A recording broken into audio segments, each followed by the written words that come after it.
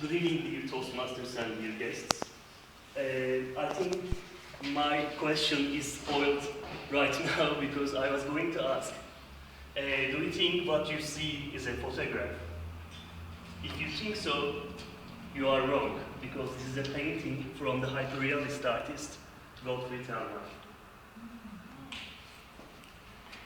Gottfried Helnwein is an Austrian artist born in 1948 in Vienna. And he's an artist as well as a photographer. So sometimes we cannot distinguish his photographs from his paintings. Now I'm going to talk about some themes he used in his art. He used his art in the most provocative way, around three major themes that I'll discuss today. The children victims of the Nazi world, critique of the Christian culture, reinterpretation of the American pop culture. To start with the first theme, I chose this heart-wrenching, if not provocative, painting. It's named Leben zum Wertesleben, which means life unworthy of life. Unfortunately, this is a Nazi term for the people who didn't deserve to live. And children were the ones whose life was unworthy.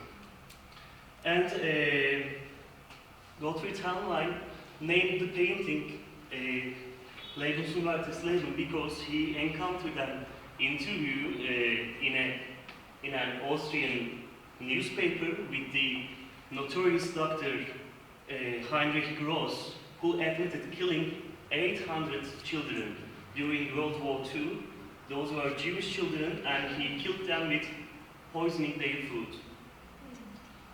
The next painting is again about an abused child. It's called The Beautiful Victim. And Gottfried Helnwein says that he used children to symbolize humanity because they better symbolize humanity than adults. And the portrayal of the suffering is best conveyed with children. The last painting from this theme is Sunday Child. Here you see a happy child, or supposed to be a happy child, because you see the advertisements and other symbols of mass consumerism. The girl child looks happy. However, if you focus on her legs, you will see blood. She's probably a victim of sexual abuse, and this is what he tries to provocatively convey the observers. And let's move on to the second theme, the critique of the Christian culture. According to Synoptic Gospels, Judas betrayed Jesus by identifying him to the soldiers by means of a kiss. And this is also a famous painting by other artists. Just Helnwein reinterpreted the painting, but instead of the adult Jesus, you are seeing a boy child in the hands of Judas. This painting is normally about the betrayal to Jesus, but Helnwein is depicting the betrayal to the innocents, the children. The next painting is one of the most disturbing works of Helnwein. It's called Epiphany.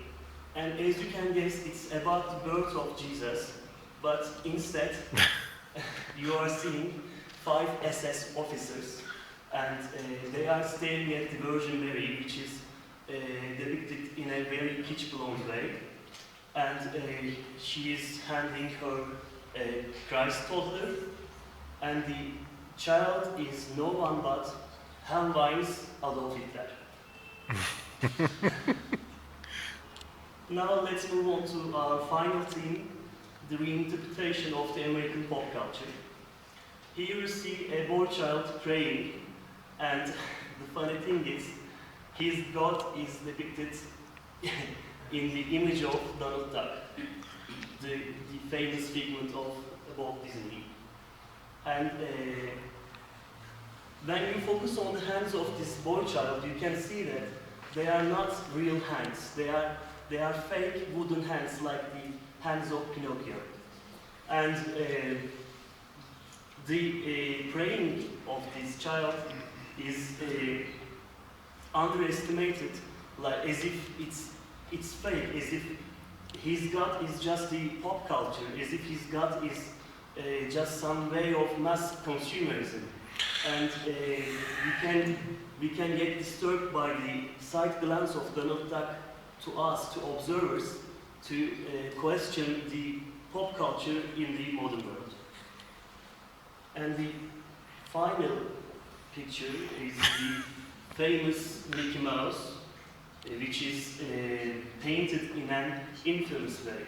Because the Mickey Mouse you see is looking at us in a very threatening and scary way. And with this picture, Gottfrield Helnwein tries to depict the intimidating side of the pop culture. You have seen some disturbing images of Helnwein, and you may ask yourselves, what is the purpose of this artist? What is he trying to do? What is he trying to do with all these provocative works? And for those of you who perceive Helnwein that way, he answers, my art is not an answer, it's a question. Thank you.